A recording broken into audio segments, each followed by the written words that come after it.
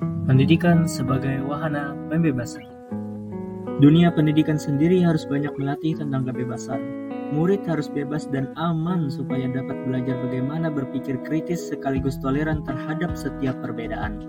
Pendidikan yang salah dan masih banyak kita lihat sampai saat ini menganggap bahwa kesadaran manusia semata-mata merupakan wadah kosong yang harus diisi ilmu pengetahuan.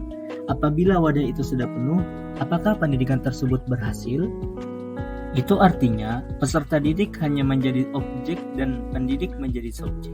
Hal inilah yang menyebabkan peserta didik tidak pernah tahu apa yang dibutuhkan dan disenanginya. Hingga peserta didik mau tidak mau, suka atau tidak, harus menerima dan menjalani apa yang diberikan pendidik atau lembaga yang diikutinya. Di dalam kelas jurusan Bahasa dan Sastra, ada ibu dosen yang bernama Ashley. Ibu dosen Ashley selalu mengajarkan para mahasiswanya dengan gaya pendidikan secara diskusi. Dan ada salah satu mahasiswanya yang aktif dalam berdiskusi. Sebut saja namanya Sailor.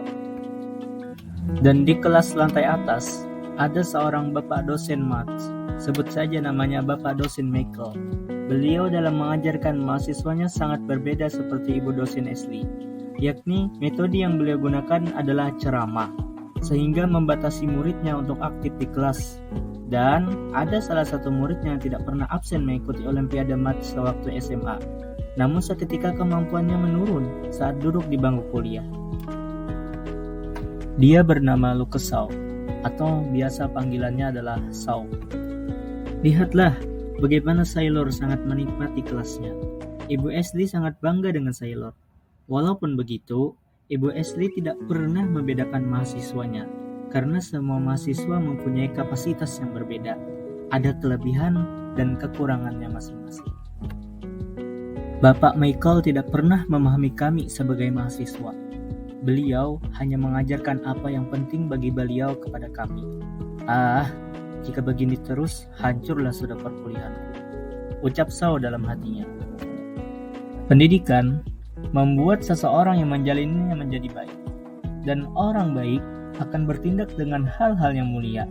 Dengan ilmu yang dimiliki, seseorang dapat melakukan sesuatu yang bermanfaat, mengaplikasikan pengetahuan yang ia dapatkan secara sadar dan bijak. Dan hal tersebut tidak mungkin terwujud jika sistem dan pola pendidikan yang diterapkan melupakan esensinya. Oleh karena itu, penting bagi pendidik untuk menelaah kembali apakah metode yang mereka pakai dalam pembelajaran sudah sesuai dengan esensi pendidikan atau malah menyimpang. Sekian, terima kasih.